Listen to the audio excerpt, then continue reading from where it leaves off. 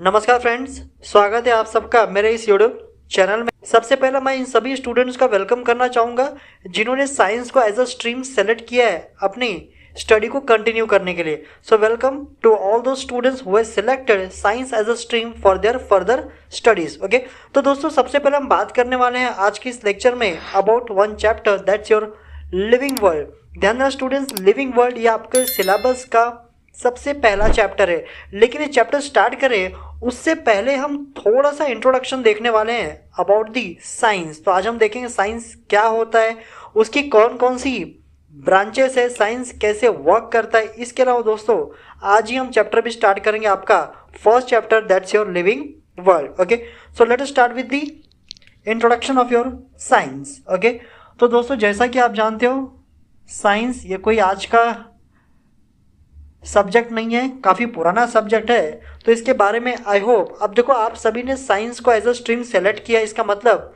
आपको साइंस के बारे में ऑलरेडी पता होगा।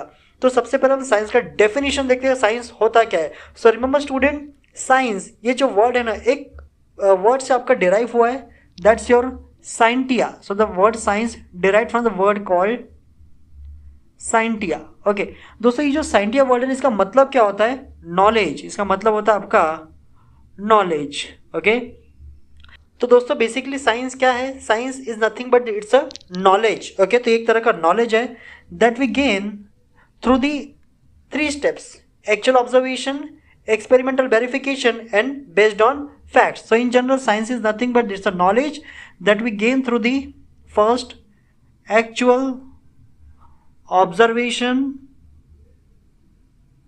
second experimental verification,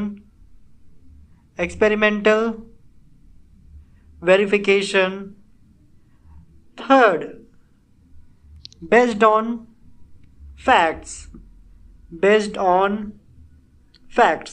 तो दोस्तों यही होता है आपका साइंस। ओके, तो साइंस एक तरह का ज्ञान है या फिर एक तरह का नॉलेज है जो कि प्राइमरली तीन चीज़ों पे डिपेंड होता है। सबसे पहला दोस्तों ऑब्जर्वेशन। देखो ह्यूमन का एक नॉर्मल टेंडेंसी होता है, जब भी हम किसी भी नई चीज़ को देखते हैं ना दोस्तों, तो हमारा एक नेचुरल टेंडेंसी होता है उस चीज़ों को अच्छे से ऑब्जर्व करना। आपने भी नोटिस किया होगा जब आपके पेरेंट्स आपको नया मोबाइल ला कर देते हैं तो आप उसको अच्छे से ऑब्जर्व करते हो। देखो ऐसा नहीं कि आपने कभी मोबाइल यूज़ नहीं किया, आपने मोबाइल यूज़ किया है, फिर भी आप उस मोबाइल के अंदर घुस घुस के उसकी सारी सेटिंग्स को चेक करते हो, अच्छे से देखते हो। तो ये हमारा नेचर है। First of all observation. Okay, after the observation student the next step it's your experimental verification.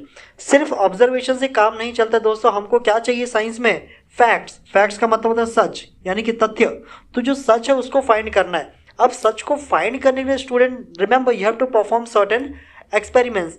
अब देखो जब हम एक्सपेरिमेंट परफॉर्म करते हैं ना फ्रेंड्स, तो यहाँ पे हम देंगे कुछ हाइपोथेसिस। हाइपोथेसिस का मतलब होता है जनरल स्टेटमेंट। जैसे मान लो अगर किसी ने बोला कि से हम एक एग्जांपल लेते हैं। Okay, translocation of water. Water जो है किस तरह से आपका लीफ तक पहुंचता है। आप जैसे आप सभी को पता है जो वाटर है आपका वो ग्राउंड के नीचे सॉइल के अंदर कैपिलरी वाटर होता है, प्लांट उसको यूज करते हैं, ठीक है, फॉर देयर फिजियोलॉजिकल पर्पसेस, ठीक है। लेकिन सबसे बड़ा क्वेश्चन दोस्तों कि वाटर ऊपर कैसे चढ़ता है। अब यहाँ पे हम कई सारी हाइपोथेसिस दे सकते हैं, समझ में आ रहा है? जैसे मैं बोल सकता हो सकता है maybe something is there, हो सकता है ऊपर कुछ तो है जो कि उस पानी को खींच रहा है, लेकिन ऊपर क्या है मुझे नहीं पता है। या तो हो सकता है नीचे से कोई पानी को धक्का मार रहा है, वो भी हो सकता है। तो दोस्तों ये जो जनरल स्टेटमेंट होते हैं ना, इसी को हम क्या कहते हैं? हाइपोथेसिस। तो जब आप एक्सपेरिमेंट्स करने जाते हो तो वहाँ पे ऑलरेडी आपने बहुत सारी हाइपोथेसिस दे रखी है। अब हम जब एक्सपेरिमेंट करते दोस्तों उन्हीं हाइपोथेसिस को हम क्या करते? टेस्ट करते कि भाई कौन सा हाइपोथेसिस सही है। अब देखो मैंने मान लो 5-6 जनरल स्टेटमेंट दे दिया, तो क्या सारे स्टेटमेंट सही है? नहीं, उन सब में से कोई एक ही स्टेटमेंट आपका सही होगा। अब वो सही स्टेटमेंट कैसे पता चलेगा? After the performance of certain experimentation. अब आपने बहुत सारे एक्सपेरिमेंट्स कंडक्ट किए, एक के बाद एक हाइपोथेसिस आपके रिजेक्ट होते जाएंगे। फाइनली आपके पास क्या बचेगा? एक हाइपोथेसिस बचेगा जो कि होगा आपका फैक्ट। समझ में आ रहा है कि हाँ ये ऐसा ही होता है। ओके, सबसे पहले तो आपने जो भी आपको स्टडी करना है आप उसको ऑब्जर्व करोगे, उसके बेस पे आप हाइपोथेसिस बनाओगे। Now you have to eliminate the hypothesis so that you can arrive at a particular conclusion कि भाई क्या फैक्ट है, तो उसके लिए दोस्तों आप क्या करोगे, एक्सपेरिमेंट्स परफॉर्म करेंगे and after the experimentation you will come to know about a fact behind that particular phenomena. दोस्तों इसी को बोलते हैं हम साइंस। अब ऐसा नहीं कि जो आपने बता दिया वही सच होगा, हो सकता है उसमें भी कुछ मॉडिफिकेशन पॉसिबल हो सकता है 10 साल 15 साल 20 साल बाद कोई साइंटिस्ट आए और आपकी थ्योरी को डिस्प्रूव कर दे या फिर आपकी थ्योरी को थोड़ा और मॉडिफाई भी कर दे। तो साइंस में हमेशा चीज़ें ओपन होती है, ऐसा नहीं कि आइंस्टाइन ने कोई थ्योरी दे दिया तो उसके बाद अब कोई थ्योरी आने वाली नहीं है, ऐसा कुछ भी नहीं दोस्तों, कुछ भी स्टैटिक नहीं है साइंस में, एवरीथिंग इज डायनेमिक, चीज़ें मॉडिफाई होती रहती, चीज़ें बदलती रहती, ठीक है। तो फ्रेंड यही था आपका साइंस। बात करते हैं साइंस की ब्रांचेस की, तो जैसा कि आप जानते हो there are 4 main branches of science. अब कौन कौन सी 4 ब्रांचेस है तो यहाँ पे मैं लिखता हूँ एक करके एक वन बाय वन स्टूडेंट्स में यहाँ पे एंट्री करता हूँ। See there are 4 major branches of science. First we have physics, तो ये सबसे पहली ब्रांच आपको मिल गया साइंस की, दैट्स योर फिजिक्स। दूसरा दोस्तों ब्रांच जो है आपके पास, इट्स योर केमिस्ट्री। जो तीसरा ब्रांच है फ्रेंड्स आप हमारे पास, इट्स योर बायोलॉजी। अब आप में से कुछ लोग बोलेंगे कि सर ये 3 ही तो ब्रांच है आपके पास, physics chemistry and biology. Let me tell you student, there is one more branch of science और उसका नाम है मैथमेटिक्स और मैथ्स। हमेशा याद रखना friends, maths it's a branch of science. तो जो मैथमेटिक्स आप पढ़ते हो ना वो एक्चुअल में साइंस का ही एक ब्रांच है, ठीक है। So we have 4th branch, that's your mathematics. मैं इसको यहाँ पे लिख देता हूँ दोस्तों, maths, okay. So maths is the 4th branch of science. So remember student, there are 4 main branches of science: physics, chemistry, biology and mathematics or simply maths. Okay. अब देखो दोस्तों, जो physics होता है, chemistry होता है, biology होता है ना, simply we call them as a king of science. Okay. आपने lower standard या फिर 10th तक जब भी आपने साइंस की बुक्स पढ़ी है ना, तो साइंस की बुक में सिर्फ 3 ही चीज़ों के बारे में आपने पढ़ा है, फिजिक्स के बारे में, केमिस्ट्री के बारे में और बायोलॉजी के बारे में। Remember student, there is a separate book for mathematics, okay. तो आपके पास एक सेपरेट बुक अवेलेबल होती है मैथ्स के लिए। तो in general physics chemistry and biology said to be the king of science. Physics chemistry and biology together we say they are the king of science, okay. And there is a scientist, sorry there was a scientist, ध्यान देना student, एक scientist था, उनका नाम था Carl Friedrich Gauss, okay. उनका नाम था Carl Friedrich Gauss. He was the person who called maths as a queen of science. तो ध्यान देना दोस्तों, जो मैथ्स है ना इसको बोला जाता है the queen of science, queen of science. अब आप बोलोगे भाई ऐसा कैसा, physics chemistry and biology they are the king of science. Undoubtedly student, they are the king of science. जब आप साइंस पढ़ते हो तो आप इन्हें का स्टडी करते हो, but here maths is called queen of science. अब मैथ्स को क्वीन ऑफ साइंस किसने बोला, तो मैं उसका नाम भी लिख देता हूं। उसका नाम है आपका Karl Friedrich Gauss. Remember student, he was the person, पूरा नाम है Karl Friedrich Gauss. He was the person who called maths as a queen of science. सबसे बड़ा question, why he called maths as a queen of science? Let me tell you student, king cannot survive without queen. तो जो राजा होता है अपनी रानी के बिना ज़्यादा टाइम तक नहीं रह सकता। इसका मतलब क्या है, if you want to study about physics then you must have knowledge of mathematics. Without mathematics you cannot understand physics. अगर आपको फिजिक्स के बारे में जानकारी चाहिए दोस्तों तो आपको मैथ्स का नॉलेज होना चाहिए। अगर मैथ्स नहीं आएगा तो आपको फिजिक्स भी अल्टीमेटली नहीं आने वाला है। Similarly if you want to learn about the chemistry, again student you'll have the knowledge, you'll have to have the knowledge of mathematics. आपके पास मैथ्स का नॉलेज होना चाहिए, तभी केमिस्ट्री आप सीख पाओगे। सिमिलरली बायोलॉजी ऑल्सो, अगर आपको बायो को अच्छे से समझना है दोस्तों तो आपको मैथमेटिक्स का ज्ञान होना चाहिए। इसीलिए मैथ्स को बोला जाता है it's a queen of science. मतलब आप चाहे फिजिक्स पढ़ो, चाहे केमिस्ट्री पढ़ो, चाहे बायोलॉजी पढ़ो, मैथमेटिक्स तो आपको आनी ही चाहिए। समझ में आया क्या? अब कुछ बोलेंगे सर बायोलॉजी में कहाँ मैथ्स है। Let me tell you student, biology it's a multidisciplinary branch of science. इसका मतलब क्या होता है, बायोलॉजी हर जगह है, जैसे biophysics, biochemistry, biostatistics, bioinformatics, biotechnology, you name it, it is there. Biology हर जगह है। तो ऐसा नहीं है कि बायोलॉजी के अंदर मैथ्स नहीं आता है, बायो के अंदर भी आपका मैथ्स है। समझ में आया? तो फ्रेंड्स अब देखो थोड़ा सा फिजिक्स के बारे में बता दो। Physics basically this subject deals with the study of nature and natural phenomenon. तो जो नेचर और नेचुरल फेनोमेनन के बारे में आपको बताया, that's your physics. Okay, chemistry deals with the study of chemicals. तो जो मैटर्स वगैरह होते हैं उनमें किस तरह का रिएक्शन होता है उसके बारे में जो स्टडी करता है, that's your chemistry. Biology, student let me tell you, I am the teacher of biology, so I will concern with my subject only, that's your biology. हम इसके बारे में थोड़ा डिटेल में डिस्कस करेंगे। बाकी फिजिक्स केमिस्ट्री के आपके पास फिजिक्स केमिस्ट्री के टीचर्स होंगे तो वो आपको डिटेल में कुछ बता देंगे। बाकी मैथमेटिक्स डेफिनेटली मेरे को थोड़ा मोड़ा मैथ्स आता है, लेकिन बहुत हाई लेवल का मैथ्स नहीं आता है। एनीवे, तो दोस्तों हम बात करते हैं बायोलॉजी के बारे में। अब देखो बायोलॉजी क्या है। So as you can see this word biology derived from 2 words. तो इसको मैं वापस से नीचे लिख लेता हूँ दोस्तों, क्योंकि हमको बायोलॉजी के बारे में थोड़ा डिटेल में डिस्कस करना है। So here we will talk about the biology. अब देखो ये जो बायोलॉजी ना 2 वर्ड से बना है, बायो एंड लॉजी। बायो का मतलब होता है लिविंग और लाइफ, लॉजी का मतलब होता है दोस्तों study. Okay, ultimately biology is nothing but it's a study of life. Okay, remember student, study of life called biology. Okay, तो बायोलॉजी का मतलब होता है स्टडी ऑफ लाइफ। जैसे अब देखो आजकल बायोलॉजी जो टर्म है ना, इसको हम इन जनरल यूज़ करते हैं, लेकिन जैसे जैसे आप हायर स्टडीज़ करोगे ना तो वहाँ पे इसको बायोलॉजी नहीं बोलते, वहाँ पे इसको क्या कहते हैं, लाइफ साइंस कहा जाता है। सो द स्टडी ऑफ लाइफ, और सिंपली वी से द लाइफ साइंस। बायोलॉजी को हम क्या कहते हैं दोस्तों, लाइफ साइंस। जैसा फिजिक्स को कहा जाता है आपका फिजिकल साइंस, केमिस्ट्री को बोलते हैं केमिकल साइंस, वैसे ही दोस्तों बायोलॉजी का एक और नाम है, that's your life science. Okay, now who is the father of biology?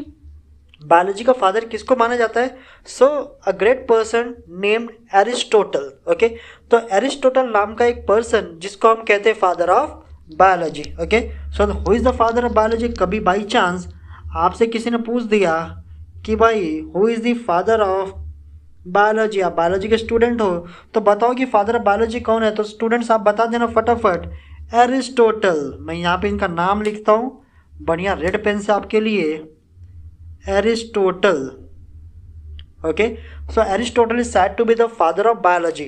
Now the question is why only this person is considered as a father of biology? So let me tell you student, he was the first person who classified the animal. Okay, ये पहला इंसान था जिसने कुछ हद तक animal को scientifically classified किया।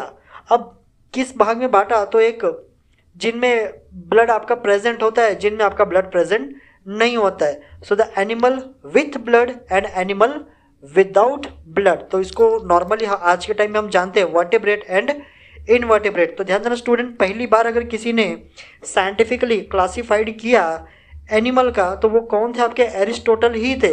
इसके लिए Aristotle is said to be the father of biology. Okay, अब दोस्तों बात करते हैं हम branches of biology. So remember student, there are 2 main branches of biology. तो बायोलॉजी के जो ब्रांचेस है दोस्तों मैं यहाँ पे लिखूंगा, ठीक है? तो देखो यहाँ पे not talking about the branches of biology. तो जैसे मैंने आपको बताया इसके 2 ब्रांच आपको पढ़ने मिलेंगे आपके सिलेबस में। एक है आपका बॉटनी, दूसरा दोस्तों आपके पास zoology.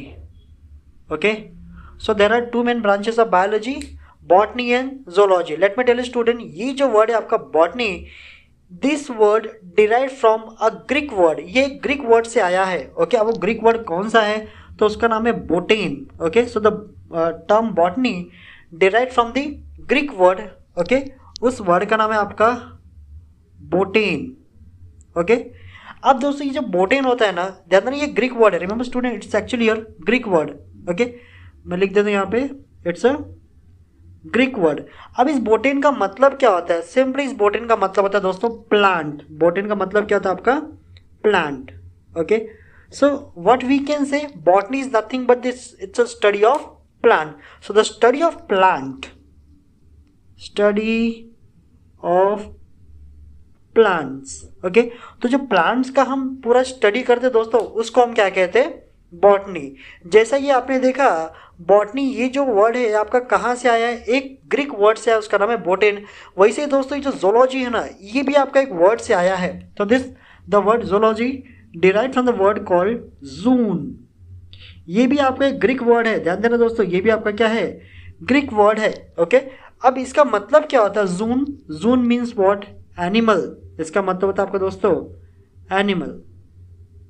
सो हम क्या कह सकते हैं, स्टडी ऑफ एनिमल्स। तो जैसे यहाँ पे botane which means what, plant, similarly zoon which means what, animal. So the study of plant called botany, similar student study of animals, study of animals.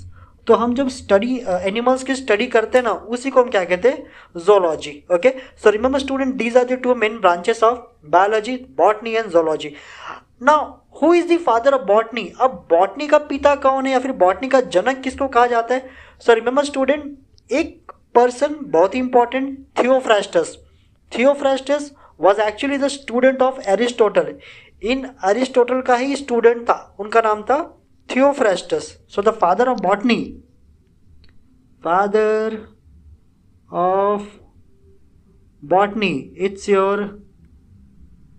Theophrastus.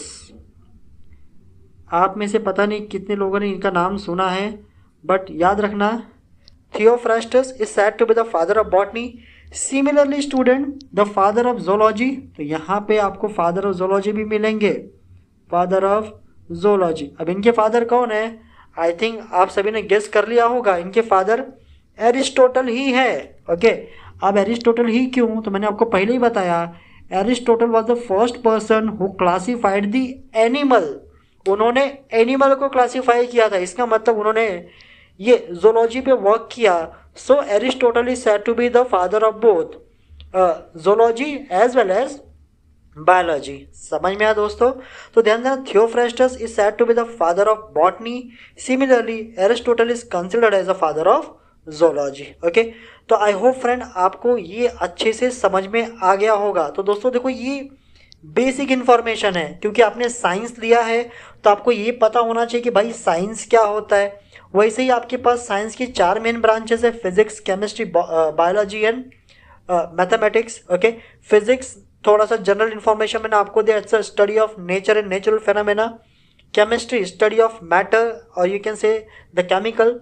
Similarly biology it's a study of life और the life science. वैसे दोस्तों maths की बात करें तो ये एक subject है जिसको हमने बनाया है, इसको हमने बनाया है ताकि जो हमारा लाइफ है ना वो अच्छे से चल सके। ओके, अगर हम इसको नहीं बनाते, अब ऐसा नहीं कि नेचर में एग्जिस्ट नहीं करता है, नेचर में एग्जिस्ट करता है, बट फिर भी कुछ हद तक हमने इसको बनाने का काम किया है, ठीक है, ताकि हमारा लाइफ जो है ना थोड़ा सिंप्लीफाई हो सके। अब देखो बायोलॉजी, जैसे मैंने आपको बताया, study of life, so it is also called life science. Okay, and who is the father of biology, so the Aristotle. Why, he was the first person to classify the animal. Okay, अब वैसे ही देखो biology की हम बात करें दोस्तों, तो biology की 2 मेन ब्रांचेस आपके पास है, botany and zoology. Botany derived from a Greek word that's your botan, which means what, plants. So the study of plants called botany. Similarly, zoology derived from the word called zoon. Again, it's a Greek word which means what, animals. So the study of animals called zoology. Father of botany, it's your Theophrastus, and the father of zoology again the same person, that's your Aristotle. I hope friend आपको ये lecture अच्छे से समझ में आया होगा। तो दोस्तों आज के इस लेक्चर में बस इतना ही, मिलते हैं अगले लेक्चर में with new chapter, that's your living world. Till then friends, Jai Hind.